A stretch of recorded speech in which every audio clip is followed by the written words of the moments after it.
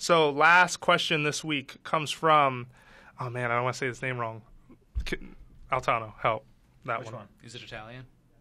Mihaly Miklos. He's there Greek. we go. Sounds All right. Greek, Okay. Mihalai. So, oh, stop. I'm not supposed to start that yet. So, I hear you guys bemoan the Wii motion control era, which, by the way, seems to have mostly passed. However, I'd love to hear your views on which games were wins and which ones were fails over the lame shovelware games. Okay, so he sent us an example, and he has wins: Grand Slam Tennis, Skyward Sword, Metro Prime 3. For fails, he had Red Steel, Star Wars Lego, and NHL Snapshot. You don't got to give, wins and, I don't know, tear it apart the way you want.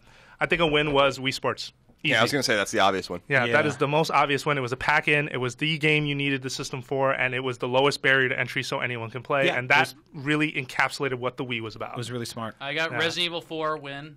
It's my favorite Oh my version of Resident god, Evil 4. yeah. Dude. It worked perfectly. The pointer controls work great. My hands started hurting. I love that game so much. Yep. And then Boom Blocks was my favorite motion control era game. Yep. Metroid Prime Trilogy, by the way. Yeah, Quick shout out. Metroid Prime's a good one. Zack and Wiki was a great game that used the motion controller. I love that game. Good choice. And I'll say, you brought up Resident Evil, which I liked a lot on Wii because it got you away from those tank controls that were more difficult from Resident Evil 4. Yeah. So it made the game easier, which was kind of nice because we just don't play games like that anymore. I think another game that was obvious, so I only messed with it a little bit, but the Conduit. Like shooters make sense with when they're executed. Did you play that for guides? No, I just played it for fun because I played a lot of Wii early in its life cycle. Yeah. I tried, I wanted to like it. And so I think I wrote that guide. Yeah, I think you did. Man. But like shooters, like it's not a great game. I didn't play very much of it at all. But I remember being like, this makes sense.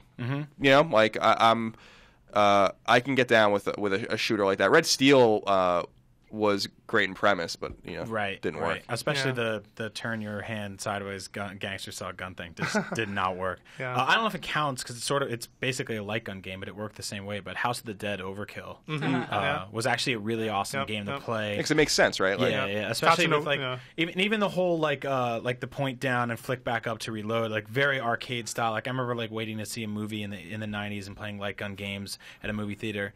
And just that flick down and flick back up, it's so rewarding. To be able to do that with like a friend in the living room in front of a big screen TV was really cool. That game had a bug where you couldn't complete the final collectible run and still like that because you couldn't update Wii games.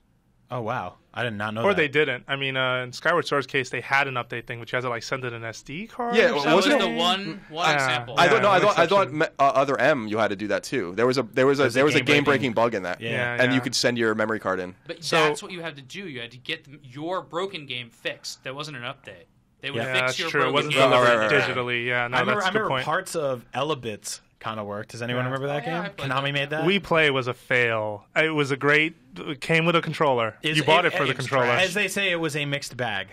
Not even. I think there was one or two... bag of wet garbage. Of garbage. Yeah, there you go. There were one or two mini games that were probably sort of fun, but I think most of them were pretty broken. Okay. You just wanted the Wii remote. Yeah, pretty much. That's what most people bought it for. It. No, that was it. All right. So it seems like we wrapped that one early, so we'll stop there.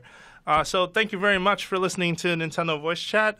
As always, make sure that you check out the site and also check out our other coverage. Colin puts up great PlayStation coverage. Ryan and a bunch of folks put up great Xbox coverage. And you can always come back to check out our Nintendo stuff as well. We got movies too, so make sure you, if you like that, we have that for you. Thank you very much for listening. Really quickly around the room, you can find Colin at... No taxation. You can find Sam at... Samuel_IGN. You can find Brian at... Agent Bizzle. Thank you all, by the way, for staying a little longer. Thank you for having me. Thank you for listening. We'll see you next week.